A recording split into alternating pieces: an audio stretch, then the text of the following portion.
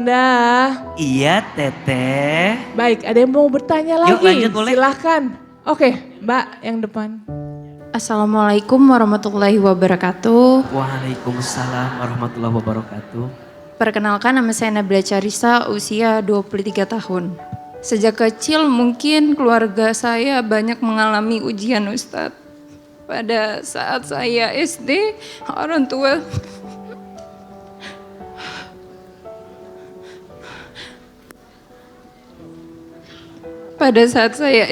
orang tua saya bercerai Ustadz. Sejak kuliah, saya merasa tidak ingin memberatkan kedua orang tua saya lagi.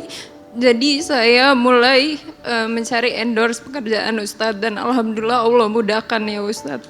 Dan pada saat SMP mungkin ada rasa iri Ustadz melihat sekeliling saya penuh didampingi orang tua Ustadz. Sedangkan saya sendiri mungkin berusaha sendiri. Saya anak pertama dari 3 bersaudara Ustadz. Setelah saya lulus kuliah, mama saya gagal lagi di pernikahan dia yang kedua. Saat itu saya merantau Ustadz dan hijrah ke Jakarta untuk membantu perekonomian keluarga dan mengejar cita-cita saya. Mungkin jalannya itu nggak mudah Ustadz karena namanya casting Ustadz kadang diterima, kadang ditolak. Jadi saya berusaha lagi dan memperbaiki diri Ustadz. Alhamdulillah Allah mudahkan Ustadz. Alhamdulillah saya sekarang sudah bisa menafkahi mama saya dan memberi duit bulanan kepada mama saya Ustadz. Di pernikahan dia yang kedua dia mempunyai anak Ustadz dan sekarang masih SD Ustadz. Kadang saya juga sedih kenapa saya mendapatkan tanggung jawab sebesar itu Ustadz. Tapi saya bahagia juga Ustadz, kadang-kadang saya senang kalau misalnya saya bisa memberi kedua orang tua saya gitu Ustadz. Mungkin pertanyaannya Ustadz, bagaimana batasannya saya bisa memberi mama saya dan adik saya, tapi saya juga dapat memenuhi kebutuhan diri saya sendiri Ustadz, bagaimana batasannya? Dan yang kedua, apakah wajar Ustadz jika saya lelah, khawatir akan masa depan, dan bagaimana agar saya selalu berprasangka baik Ustadz kepada Allah? Karena kayak adik saya masih panjang kan Ustadz jalannya, jadi saya masih sangat overthinking Ustadz dan kadang suka gak berprasangka baik. Bunda, ini pesan untuk siapapun yang ditakdirkan menjadi generasi sandwich ya. Yang dia juga harus ikut membantu kebutuhan keluarga. Termasuk izin kalau ada yang ditakdirkan jadi anak pertama dari keluarganya. Yang pertama, kalau kita ditakdirkan harus ikut menanggung kebutuhan keluarga itu bukan jadi beban buat kita. Tapi justru di situ ada pahala kebaikan yang Allah siapkan untuk kita. Jangan pernah berpikir saat kita membantu keluarga rizki kita berkurang, jangan. Justru semakin kita membantu keluarga, Allah bukakan rizki terbaik untuk kita. Jadi Mbak Nabila pekerjaannya dilancarkan bukan semata-mata karena hebatnya kita. Tapi di belakang kita ada banyak orang yang berteduh dari kita. Banyak orang yang bersandar dari kita. Maka kata Nabi, ma naqasat shadaqatun min malin, tidak akan pernah berkurang rezeki yang kita berikan. Tapi ingat, semua ada batasnya. Maka nanti yang pertama memberi semampunya.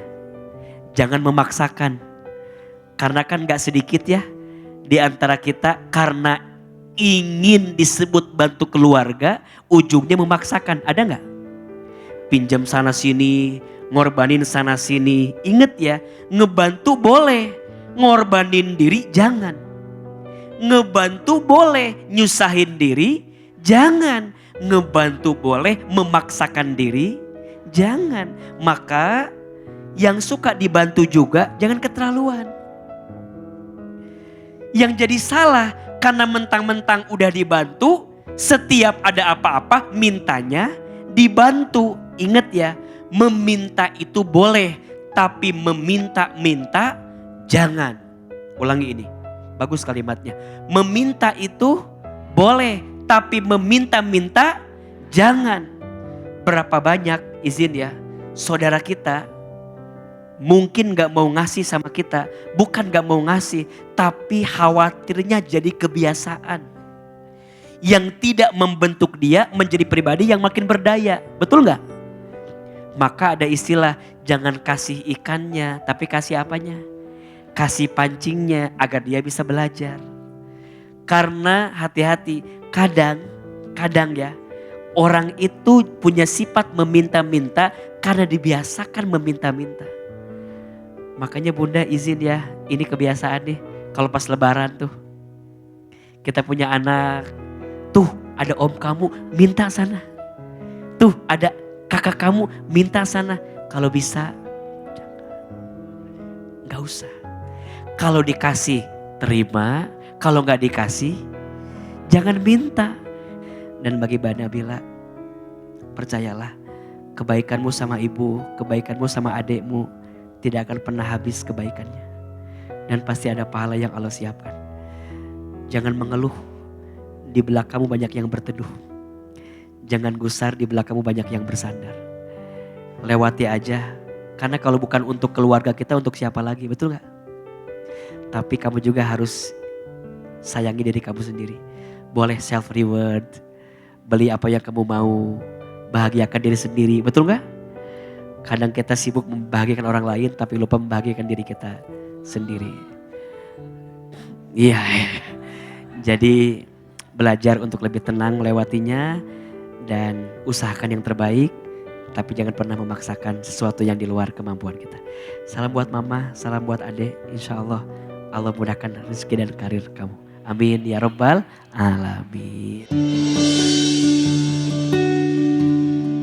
Mungkin titik capek dalam hidup itu mungkin karena mengemban tanggung jawab ya Kak, sebagai anak pertama mungkin. Jadi kayak sebagai contoh, terus juga ngebantu perekonomian mama. Soalnya kan mama sekarang lagi single mom kan, jadi kayak aku pengennya berusaha biar mama tuh bergantungnya sama aku aja gitu.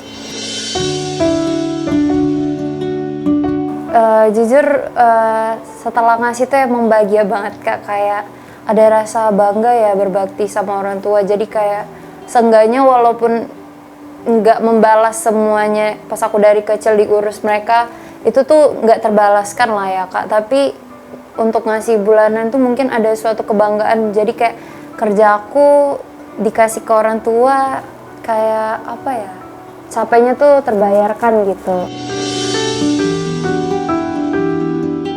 Orang tua aku tuh selalu gini, kalau aku kasih pasti dia selalu bilang kayak alhamdulillah semoga anak mama beruntung, berkah gitu-gitu. Jadi kayak aku semangat untuk mencari rezeki gitu.